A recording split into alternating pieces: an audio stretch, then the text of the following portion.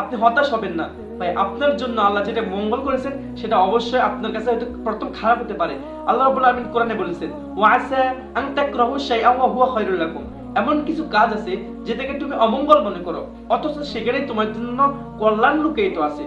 আসসালামু আলাইকুম ওয়া রাহমাতুল্লাহ। ইন্নাল হামদালিল্লাহ নাহমাদুহু ওয়া নুসাল্লি আলা রাসূলিহিল কারীম, আম্মা বা'দ। আউযু বিল্লাহি মিনাশ শাইতানির রাজীম। বিসমিল্লাহির রহমানির রহিম। ফামান যুহজিহা আনিন নারি ওয়া উদখিলাল জান্নাতা ফাকাদ ফাজ। সাদাকাল্লাহুল আযীম। আশা করি আপনারা সবাই অনেক ভালো আছেন। প্রথমত আল্লাহর শুকরিয়া আদায় করতেছি যে মহান মুনিব রব্বুল আলামিন আমাদেরকে সুস্থ এবং স্বাভাবিক রেখে আজকের এই ভিডিওটা করার তৌফিক এবং শোনার তৌফিক দিচ্ছেন। রব্বুল আলামিন পৃথিবীতে এমন কিছু মানুষকে সৃষ্টি করেছেন, তারা খুব হতাশ, তারা খুব হতাশায় ভোগেন, তারা খুব নিজেদের প্রতি এমন কিছু সময় রাগ করেন যে তারা নিজেদের জীবনকে তারা ধ্বংস করে দেন। অথচ তাদের অন্তর্ভুক্তি হয়তো আপনি হতে পারেন। আপনি খুব একটা খারাপ ডিসিশনে আছেন, খুব খারাপ একটা অবস্থানে আছেন যে আপনি খুব একটা বাজে ডিসিশন নিতে চাচ্ছেন। ভাই থামুন। রব্বুল আলামিন কি বলেছেন, চূড়ান্ত সফলতার জন্য, সফলকামীদের জন্য কি বলেছেন, এবং সত্যিকারের সফলকামী এবং ব্যর্থ কারা, তাদের জন্য আল্লাহ কি বলেছেন, সত্যিকারের সেই সফলকামী এবং ব্যর্থদের জন্য কোরআন সুন্নাহর আলোকে আমরা তুলে ধরবো আসলে সফল কারা এবং ব্যর্থ কারা। রব্বুল আলামিন কোরআন মাজিদে ইরশাদ করেছেন যে ফামান যুহজিহা আনিন নারি ওয়া উদখিলাল জান্নাতা ফাকাদ ফাজ। যে ব্যক্তিকে আল্লাহ রাব্বুল আলামিন জাহান্নামের মতো একটা ভয়ঙ্কর জায়গা থেকে, আযাব থেকে, একটা ভয়ঙ্কর একটা শাস্তি থেকে আল্লাহ তাকে মুক্ত করে জান্নাত দান করবেন, চিরদিনের জন্য জান্নাত দান করবেন, সেই হচ্ছেন সত্যিকারের সফলকামী।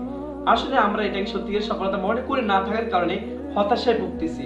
আর আমরা যারা এসএসসি তে খারাপ রেজাল্ট করেছি, আমরা যারা এসএসসি তে খুব একটা ভালো রেজাল্ট করতে পারি না, যারা আমরা ডিপ্রেশন আছি, তাদের মধ্যে সবচাইতে একটা খারাপ লাগার বিষয়টা হচ্ছে আমাদের ঈমানটা খুব দুর্বল।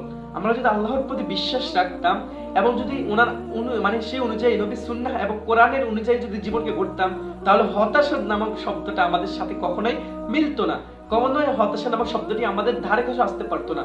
আমরা হতাশ হই, আমরা নামাজ পড়ি না। আমরা হতাশ হই কারণ নবী সুন্নাহ মানি না।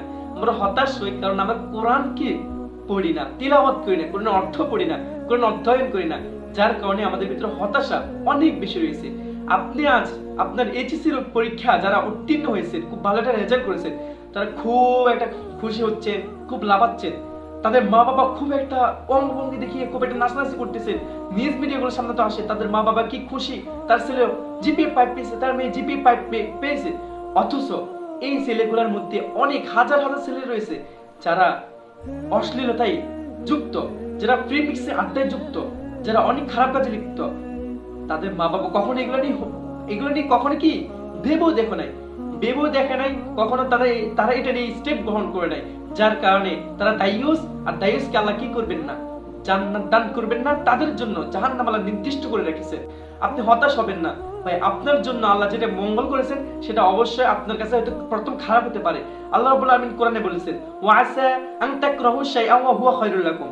এমন কিছু কাজ আছে যেটাকে তুমি অমঙ্গল মনে করো, অথচ সেখানে তোমার জন্য কল্যাণ লুকিয়ে আছে। আল্লাহ যেটা বলেছেন, কোরআন যেটা বলেছেন, সেটার উপর যদি আমরা আমল করি, তাহলে হতাশা নামক, ডিপ্রেশন নামক চিন্তা আমাদের ভিতরে আসাটা খুবই অসম্ভব। আল্লাহর প্রতি ঈমান যদি আমাদের থাকে, তাহলে ভাই হতাশ কেন হব?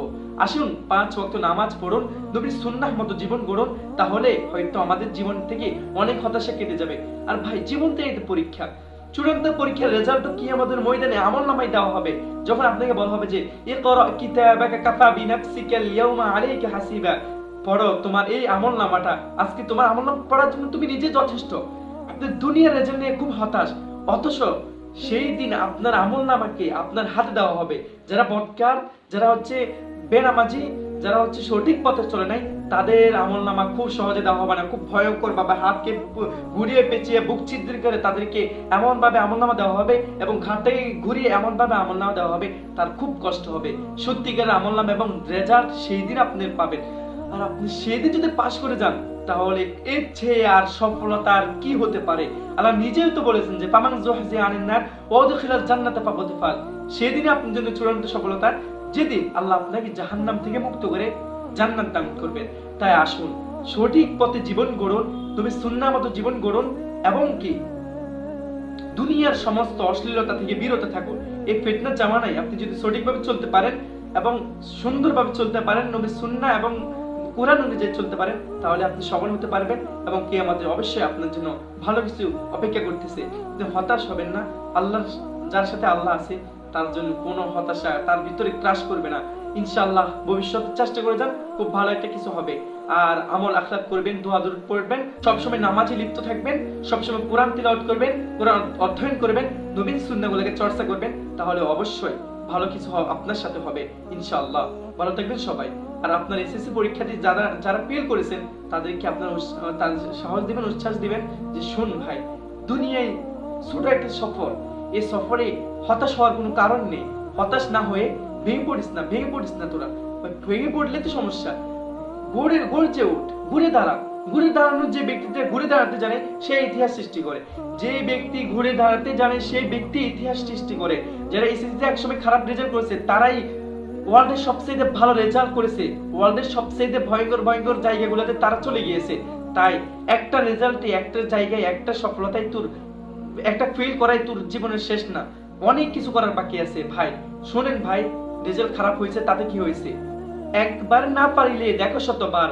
আপনি চেষ্টা করতে থাকেন, চূড়ান্ত সফলতা আল্লাহ আপনাকে দিবেন। আর যারা কি আমাদের জান্নাত পাবে, পরকালে জান্নাতে যাবে, তারাই চূড়ান্ত সফলকামী। তাই সঠিক পথে চলুন, সুন্দর পথে চলুন, মানুষকে ভালো পরামর্শ দিন। পারলে ভালো কাজ করেন, না পারলে আপনি মানুষের খারাপ করবেন না। ভালো থাকবেন সবাই। সবাইকে ধন্যবাদ ভিডিওটি দেখার জন্য। ভালো লাগলে ভিডিওটি অবশ্যই শেয়ার করবেন।